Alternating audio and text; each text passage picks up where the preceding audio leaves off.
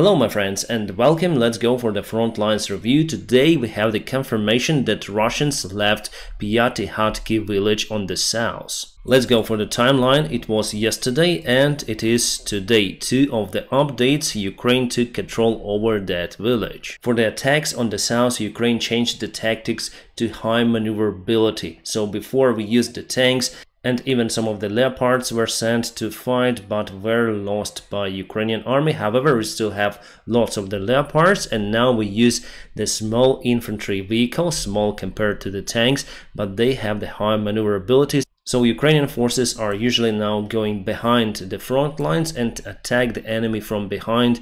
With this high maneuverability, it is possible. This tactics was done in Pyaty, but there are no any changes over here near to Orikhiv and no changes in the main hotspot near to Velika Novosilka. The Ukrainian General Command, however, reported that Russia sent more reinforcements from the flooded region because they understand that Ukraine will not cross the river with the current water level, and with all of the devastations that happened in the region, basically there is no robust shore for landing. Just probably for now in a single place in Nova Kakhovka itself we tried to land on that shore, but I may say that it was unsuccessful operation from Ukrainian forces. Probably we deflected the attention of the Russian group in the region. However, the Ukrainian army wasn't able to capture this area and to create the hub for the further movement to get all of those villages and cities liberated. So Russia sent most of their forces from this area to this area on the south. It means that they have reinforcements and now they start to push against our movement. That is why we move little by little, but still there is the movement. For example, over here, and yesterday it was in this area near to Velika Novosilka. Also, Ukraine has some success near to the Bakhmut city. Recently we moved closer to Klishivka, not we but the 3rd Assault Brigade of Ukrainian Army. So it was like that yesterday, and today it is like that. Guys took all of this forest line together with the road that leads actually to Klishivka. They're not really far away. Let's measure the distance, and it's around 2 kilometers. So basically they may use mortars against the Russian army in that area. Not only mortars, but some of the 30mm and 25mm guns may reach the Russian positions in that area, but the hill protects them against the Ukrainian attack. So probably for now mortars and artillery should do their job in Klishivka, and after Klishivka they're gonna move further to Opitne, and I guess next step will be to half encircle the Bakhmut city. On the northwest part of the Bakhmut there is also the movement from Ukrainian side. So it was yesterday and it is today.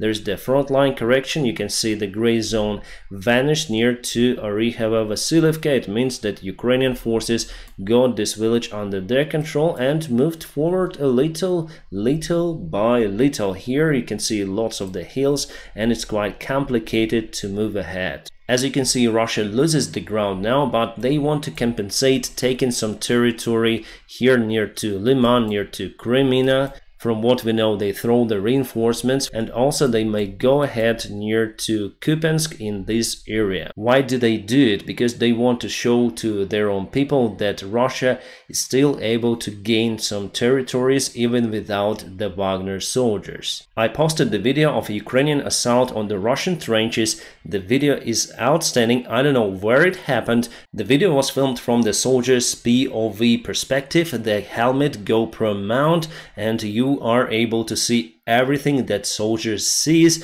It was very interesting video. However, I will not publish it on this resource. But I can explain you what happened there. Ukraine uses the high mobility tactics, so our guys were able to go behind the trenches. So Russians were unaware about the Ukrainian soldiers, and our guys used that situation. One of the guys minused 4 of the Russian soldiers. But we have the screenshot of the video. This guy, but he doesn't look like the soldier really. He has the helmet.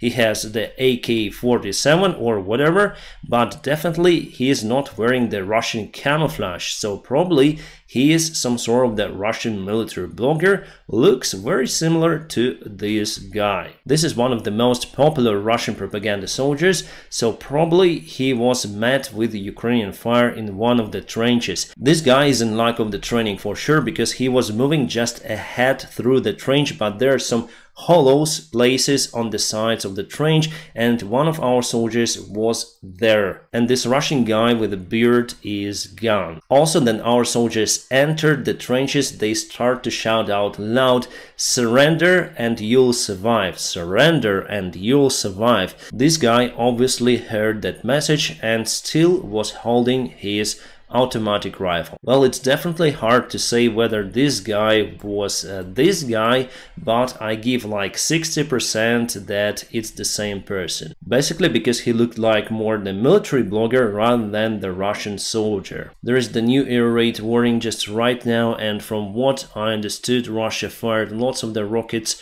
on Zaporizhia city, and locals reported about 8 explosions. Russia daily attacks Ukraine using the ballistic missiles as well as the cruise missiles. Our officials said during the winter time that Russia is running out of rockets, but from what I can see, they still have lots of that stuff in their army, unfortunately. Alright, we have the new satellite images of Kakhovka water reservoir and Zaporizhia nuclear power plant water reservoir. So it was before the dam attack and it is right now. Well, here it was the small channel that allowed water to come into the nuclear power plant cooling system, but here we also have some sort of the water, so probably there is the alternate way for the water to come in, but I'm not really familiar with the construction of the Zaporizhia nuclear power plant. I hope it will be like that. I hope that water is still able to come in and cool the system. The problem with this cooling water that it's not forever over there. It evaporates naturally, and also it got extra heat from the nuclear reactors. So without the new water coming to the station, it's a big problem, and I hope that it will be solved. The Ukrainian General Commander Zaluzhny went today to the head office of the army to analyze the situation with the Ukrainian counterattack, and probably he corrected the plans for the future. Well, now, according to the Ukrainian officials, our army moves further. We see it on the military map update, however, very slowly, and Russia possesses defense and they resist. It is good to show to our society that Zaluzhny is under control of the situation, because for some period of time, almost for 1 month, we haven't seen anything from Zaluzhny. Just maybe a couple of photos and couple of videos with volunteers, and that's it. This is what left from the Russian ammunition depot that was ambushed by Ukrainian Storm Shadow rockets yesterday. As you can see, it's very close to the railroad. Unfortunately, the railroad itself is not damaged, but the nearby buildings are totally demolished, and we can say for sure that there was ammunition inside, because everything is just demolished around. This is not possible just because of the single Storm Shadow missile or 2 of the Storm Shadow missiles. They're quite and relatively small, so for sure there was the Russian ammunition inside the building. The Putin's press secretary Peskov today said that they will not let the United Nations investigation team to investigate the destroyed dam in Nova Kakhovka. The question is why? Well, Peskov said that it's quite dangerous for the group to be at that particular place. But it is just an excuse, as you understand. The United States Secretary Blinken met with the Chinese leader Xi Jinping. Blinken said that the United States of America still has the single China recognition policy, so they do not recognize the sovereignty right of Taiwan. However, America supports Taiwan just in case the mainland China will try to invade the island. Also, Blinken said that China once again confirmed that they will not supply weaponry to the Russian Federation. The president of France, Macron, confirmed that the SAM-T air defense systems are now in Ukraine. This is the French-Italian-made system, and it is the analog of the Patriot system. It has the long range and it is also very precise. Here are the pictures of the night vision and the thermal camera probably installed on the Bradley system that Ukraine uses nowadays. This system gives the advantage for Ukrainian army to use vehicles during the night time. We don't have the good quality night vision and thermal cameras on our old Soviet tanks, and Russia also doesn't have it. This is the interesting video of the Russian K-52 attack helicopter. It may carry extra fuel tanks. It may drop down the fuel tanks, then they are empty. So that is what happened.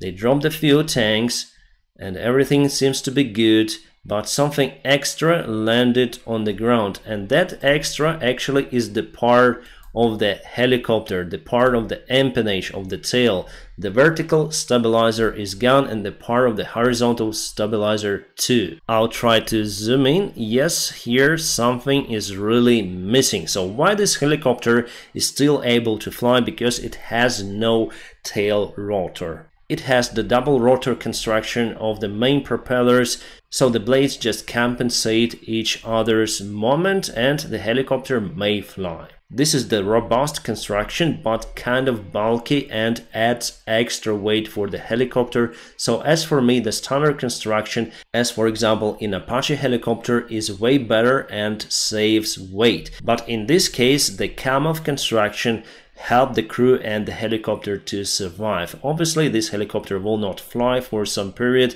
but Russians will repair it.